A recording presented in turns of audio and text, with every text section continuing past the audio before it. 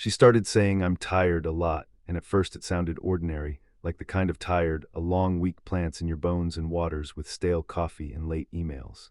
The city hummed beneath our windows, a constant electrical sigh, and I told myself her quiet was the kind that passes, a cloud shivering across sun and then gone. But dinners went cold while we ate them, and plates clicked softly when she placed them in the sink, and her eyes began to land on the space just to the right of my shoulder, as if I were something she had already walked past. Small things shifted first, a chair left angled away from the table, a jacket draped on the couch like it had wanted to leave and fell asleep halfway to the door, a new perfume with a rainy wood note that clung to her scarf even when she wasn't wearing it. I kept thinking it's seasonal, it's stress, it's the kind of silence that means nothing until it suddenly means everything. And then you're looking at your life the way you look at a room after a party, cups and glitter, something sticky beneath your shoe, the echo of laughter without the faces. She booked the weekend getaway on a Thursday evening, while the kettle murmured and the living room lamp threw a pale oval onto the rug. You work too hard, she said, tapping the trackpad, casual, as if this kindness had been growing in her pocket all along and she just remembered to hand it to me. I watched steam curl from the spout and thought of the last time she reached for my hand without looking at the clock first, could not place it, felt a small panic open like an umbrella in my chest. It'll be good for us, she whispered, and when she smiled, her lips did the work but her eyes stood still, and I told myself love can be shy, love can be tired, love can be the long exhale after an uphill day. The printer coughed the confirmation pages into a neat little stack, quiet snow, while she rinsed 2 mugs as if the night were ordinary and not a seam slowly unthreading right in front of us. I didn't mean to look. The itinerary lay on the desk the next morning, half under a magazine, as I searched for a pen that was exactly there yesterday and nowhere today, the simplest vanishing act. I only meant to slide the paper aside, but my name wasn't on the first line, or the second, or anywhere my eyes begged to find it. Instead, there it was, his name, like a sudden bruise, like a bell rung in a quiet church, like the door that was never supposed to open inward. Same destination, 2 flights, a boutique hotel with rain in the photographs, wet streets, umbrellas, a smile in the lobby staged between ferns, and a room with a view facing east, which is how morning walks in and makes everything confess. The checkout time was late on Sunday, indulgent, intimate, as if time itself had been purchased in a velvet pouch and set on their calm little table. My hands did not shake. They went still like water when the wind stops, like a face learning how to hide itself in a mirror, and in that stillness I heard forks on old dinners, and the soft sigh of the elevator coming and going without us, and the way she said we, as if it were a coat she might soon lend to someone else. There was a text message on her tablet, a corner lit, a half sentence floating like a leaf in a gutter. Can't wait to see you step off the plane.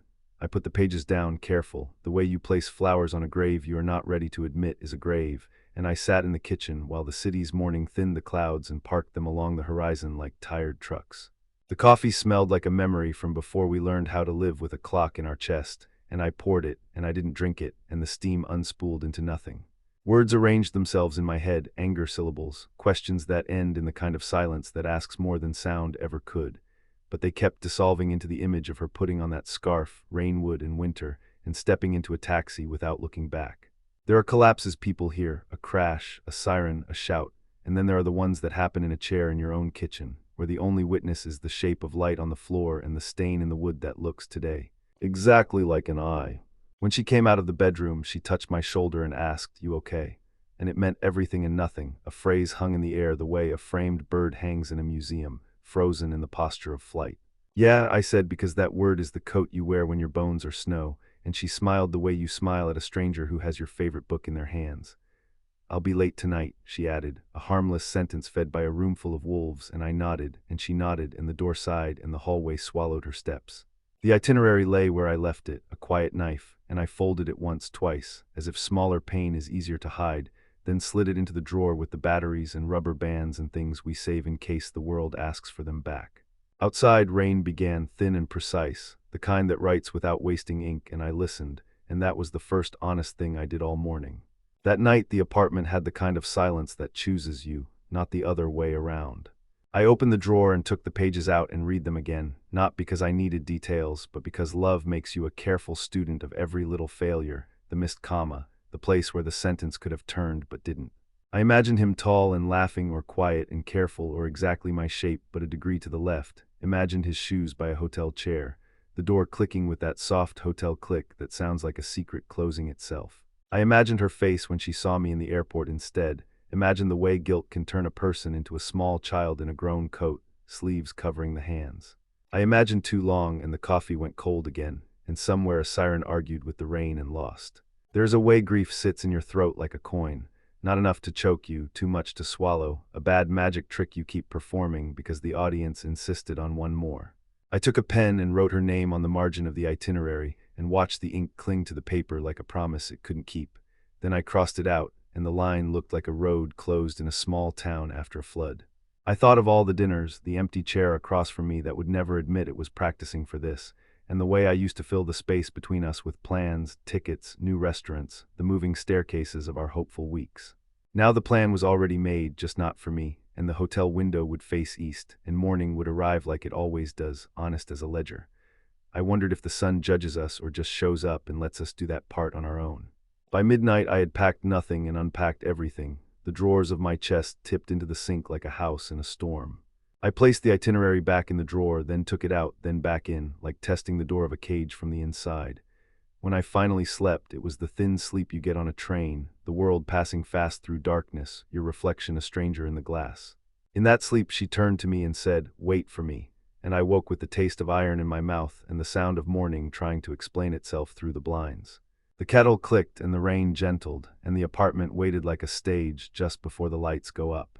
Her phone buzzed on the counter, one new message, and before the preview faded, I saw the first 3 words.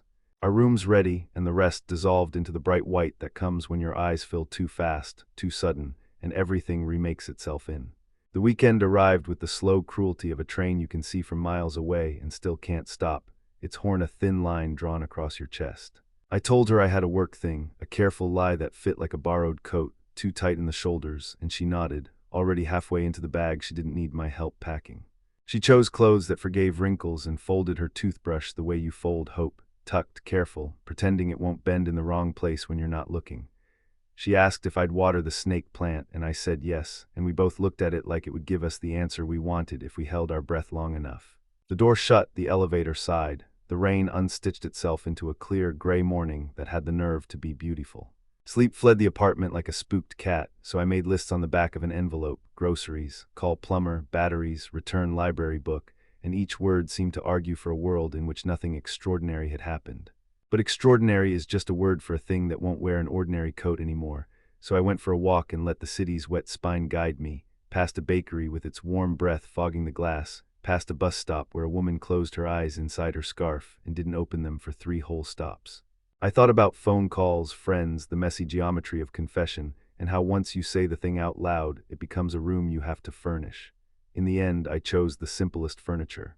Silence, a chair with one leg shorter than the others, a table without coasters, a lamp that requires you to cross the room in the dark to turn it off. When I returned, the apartment held the shape of her absence like water holds the memory of a boat. The itinerary remained in the drawer, and I took it out and set it next to my coffee and pretended it was a map for a place I might never need to go. There was a name for him now, hard consonants, a softness at the end that suggested kindness or weakness depending on the light, and I tried it in my mouth, quietly, as if pronouncing it could rob it of its power. That did not work, but saying it did force me to imagine him more clearly, and the mind loves its little movies, so I let one play. A lobby with a brass bell, a woman in a red coat laughing into her phone, the elevator where they do not touch but hunger makes statues of their hands. The room door clicks, the east window waits, the afternoon dials down the color until the world is a pencil drawing you can smudge with your thumb. I did not drink much water that day, and grief settled into my temples like a stubborn tenant, so I lay on the floor and listened to the fridge hum and the street talk through the double glazing. It's funny what you notice when you're too tired to move. A hairline crack in the ceiling that looks like a small river, a scuff on the baseboard at ankle height, a dust mote tumbling like a slow comet through the shaft of light. These details were more loyal than promises, and I let them parade across my attention one after another until the worst of the ache got bored and wandered into another room. I thought briefly about calling him, and an entire imagined conversation took root before I could prune it. I say his name, he says mine, we measure each other in the silence that follows, and then I ask plain, "Do you love her?" He doesn't answer, not at first, because love is not the kind of thing you admit to a stranger. And then he says, "I don't know," in a voice that is either honest or cruel, and I hang up, and the phone is suddenly very heavy in my hand. Night came early, as it does when you keep looking at the clock, and I tried the TV, but every storyline felt like a bad impression of my life, and I switched it off. Instead, I made a slow ritual of small chores, washed the 2 plates as if river stones, folded the blanket as if it were winter, swept the kitchen like I was tracing the past back to its source. At some point, I found the Polaroid from a summer we thought would never end. She's half turned, laughing at something I can't remember, backlit by a crooked sun, and I look at my younger face and see a man who believed the invention of a shared vocabulary would be enough. I slid the photo into a book, a novel we never finished, as if setting them together could teach them each other's endings. The plant needed water, so I gave it water, and it did not say thank you, and I found that merciful. It would be too easy to say I decided something brave that night. More honest to say I decided to breathe, in, out, let the thought arrive and leave without opening all the cupboards. When my phone buzzed at 2:11 a.m., I stared at the screen as if it were a horizon, and the message wasn't from her but from an unknown number with a photo of the hotel lobby. Accidental wrong recipient, the caption made it. The carpet was a geometric blue, the kind of pattern designed to keep you from thinking too long about being alone in public, and in the corner of the frame a pair of hands, hers, I knew them by the small scar near the thumb, held a paper cup with a lid.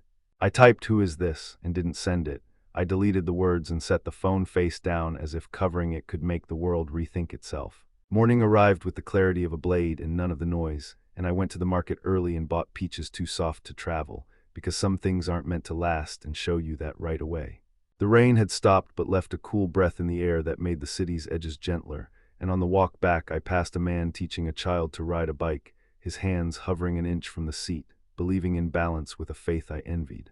In the apartment, I ate one peach over the sink like a secret, juice mapping my wrist, and I thought of her mouth not as a hunger, but as a place where truth might someday live if invited kindly. I held that thought the way you hold a fragile thing you're not sure you deserve, and it trembled but did not break. By late afternoon, I had made a plan as modest as a candle. When she returns, I will ask for the truth plainly. I will not perform the opera of rage, and I will listen as if she were telling me how to leave a burning building slowly, carefully, with the door closed behind us. I practiced the questions the way you practice a quiet song, found a rhythm that made room for her answer, even if the answer was winter. The apartment seemed to approve, the light gentled at the corners, the plant didn't droop. The city hummed at a volume I could live with. I put fresh towels in the bathroom, not because we were fine, but because kindness is not a contract. It's a way to keep your hands warm when the weather won't. And then in the last hour before dark, the doorbell rang, too soon for her, too late for deliveries, and the shape on the other side of the frosted glass stood still, as if fear had pinned it to the floor. When I opened the door, a man I did not know said my name the way a person says a place they've only read about, carefully, and then he looked at my face with something like apology and said, "We should talk." And it was his name from the itinerary. He didn't step inside at first, and I didn't move aside, and there was a small figure made of fog between us that neither of us wanted to disturb. "I'm sorry," he said, the way people say it when they are very aware of how small words are, and he looked down at his hands as if he'd borrowed them and they didn't quite fit. "She's on her way back," he added, and the sentence did a strange thing in my chest, opened a door and closed a window at the same time. I didn't ask why. I let the silence work, a slow river around a stone, and he mistook my quiet for permission, or mercy, or both. "It wasn't supposed to be like this," he said, which is another way of saying it was exactly like this all along, and I nodded to show him I understood the architecture of regret. We talked in the hallway like conspirators, assembling a plan to end the war 10 minutes too late. He was not tall, not short, not the villain I had starring in my private film. He was a man with a careful smile that didn't know where to land, and a soft scar at the jaw that had its own old story. She said you were distant," he offered, and the sentence sagged between us, a bridge made of rope and bad weather. "I was tired," I said, and we both heard how absurd that sounded against the ruin at our feet. He did not defend himself the way I expected. He described the hotel's terrible coffee and the way she stood at the east-facing window like she was trying to remember which direction home was. "She cried," he said, and I thought about the word without feeling what I used to feel when I heard it, and realized grief had built a small room in me where certain words could not enter. I let him leave without promise or punishment, and the apartment reclaimed its gloss of emptiness. Dusk gathered in the corners like old friends who forgot why they came, and when her key finally turned, it felt like a coin landing on its edge, impossible, balanced, waiting for a breath to choose its side. She stepped in and stopped as if the room had moved while she was gone, as if the chair had slid 3 inches to the left and the plant had learned a new way to hold its leaves. "Hi," she said, and the word carried a suitcase, a ticket stub, a hotel soap wrapped in quiet. I said her name because names are the last honest thing sometimes, and she looked at me like a person looks at the ocean when they're not sure if it wants them or the... We sat at the table we bought when we still believed tables hold families together by sheer wood and will. I know, I began, and the sentence was a bridge that gently asked her not to drown on the way over. She didn't reach for my hand, and I didn't offer mine, and for once our restraint felt like respect instead of fear. "Did you love him?" I asked, and the question sat down with us, pulled out a chair, folded its napkin. "No," she said then, "I don't know," then covered her face with both hands like a child about to peek, and lowered them slowly and met my eyes. "I loved how it felt to be looked at," she said, and the truth was so clean and ordinary that for a second I wanted to applaud. Words came and went. Sometimes they were about logistics, where we would sleep tonight, what to do with the rings we wore like small planets, and sometimes they were about the soft machinery of what we once were. She said she'd stood in front of the window and watched morning lift a city she didn't belong to, and she understood something without knowing how to speak it yet, and so she left early and watched the clouds from the wrong side until they became the right side again. "Did you think I wouldn't know?" I asked, not with anger but with that tired wonder people feel when a magician explains the trick and it's just a mirror and a light. "I thought maybe I could step back into us without leaving footprints on the carpet," she said, and we both looked at the rug absurdly as if it might testify. We cried in that unphotogenic way people cry when grief is busy tidying up its tools, not loud, not pretty, just the body finding a leak it can live with. She spoke about the months behind us, the little distances she arranged like furniture to make room for a new emptiness, the way she laughed in the right places and felt like a bad actor in a play she used to know by heart. I spoke about the ache that camped behind my ribs and ate quietly, and how I tried to feed it hope and it refused like a stubborn child. We didn't touch because touch would have been too fluent, and we were trying to learn a new language where touch isn't the first verb. Somewhere a neighbor practiced a piano piece that kept almost becoming a song and then stopped, and the almost felt like an accusation and a blessing at once. Later she moved through the rooms with that careful posture of someone trying not to disturb a sleeping animal, and I watched her fold clothes she hadn't worn and water a plant I had already watered. "I can't ask you to forgive me," she said, and I thought about how forgiveness is not a thing you can hold out your hands for. It's a weather pattern and you wait or you don't. "I can't make you stay," I said, and the sentence surprised me, not because it was true, but because it had the calm of a chair that knows it won't be dragged around anymore. She asked if we could try counseling. I said we could try listening first and see if there's anything, after the listening, that wants to live. She nodded, and the nod was older than both of us. When night opened its coat and showed us the small lights it stitched there, we stood by the window and watched a solitary walker in a yellow raincoat drift under the street lamps like a thought someone forgot to finish. "Do you hate me?" she asked, quiet, a voice that didn't want to echo. "No," I said, and it was true, and the truth surprised us both, the way a room can suddenly smell like oranges with no oranges in sight. "I'm so sorry," she said again, and I believed her, and belief didn't change anything and somehow changed the air. We didn't go to bed together, we didn't go to bed apart. We simply stayed awake near each other until the clock lost track, and we were left with a silence so gentle it almost forgave us. Just before dawn, she placed her ring on the table like a moon on a dark sea, and whispered, "Keep it safe," and the sentence hung there without telling me whether she meant the ring, or me, or the part of us that knew how to be kind even when we were broken. Morning light, the kind you can hear before you see, slid across the floor and climbed the legs of the table where the ring sat, pale and deliberate. The city had paused its rain to think, and outside the window a scaffolding creaked like an old boat at dock, and somewhere a kettle began its small song in someone else's kitchen. We were both awake but not yet speaking, two islands watching the tide change its mind. She made coffee and set a cup near my hand without looking at my face, and the smell rose with the simple courage of a habit that refuses to break before we do. In that quiet I realized that letting go wasn't an act, sharp and cinematic. It was a posture, a way of standing that doesn't argue with gravity.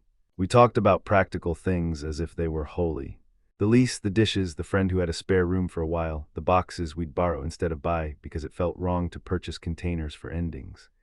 In these small decisions, we found a path through the room without stepping on the same floorboard twice, and the floorboard didn't squeak, and we both felt absurdly grateful for that.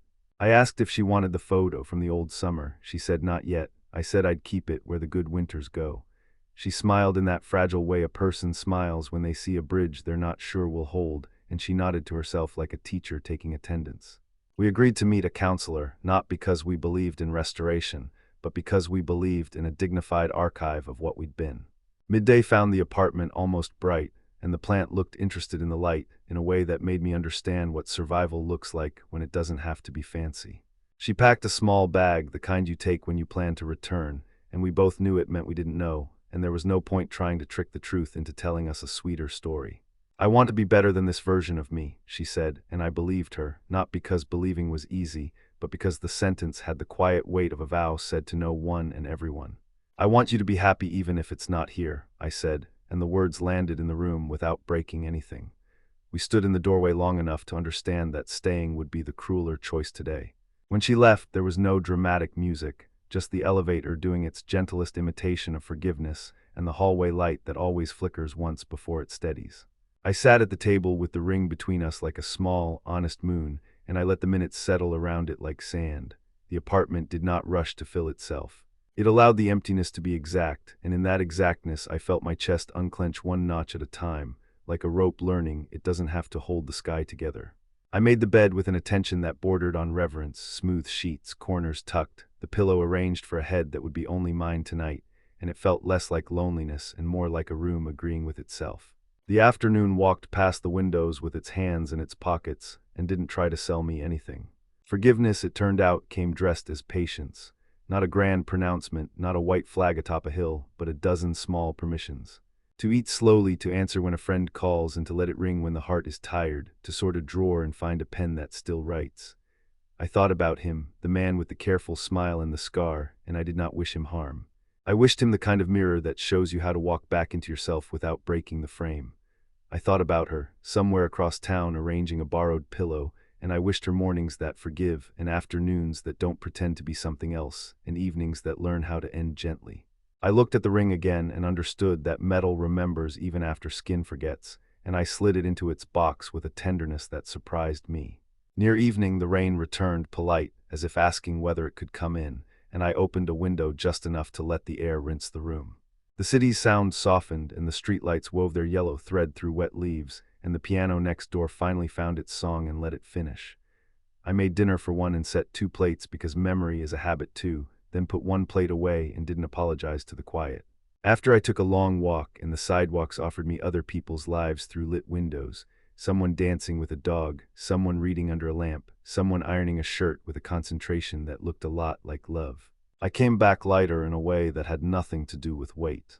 Before bed, I stood at the east window and watched the night lift its hem where morning waits, and I breathed the way a person breathes when they're not trying to impress anyone, even themselves. The chair across from me was empty and honest about it, and that honesty felt like a beginning. I did not pray exactly, but I thanked the room for holding me without asking questions I couldn't answer yet. Then I turned off the lamp, and the apartment learned the dark like a new language, slowly, without fear. And when sleep came, it did not ask what I knew or what I'd lost. It simply set a hand on my shoulder and said, "Enough for now." Quiet ending, in the first clean light of morning, I opened the window wider, and the city's breath came in cool and forgiving, and somewhere below a bus sighed, and a sparrow argued with the day, and I said her name once softly, and then I let the air carry it away. Once softly, and then I let the air carry it away.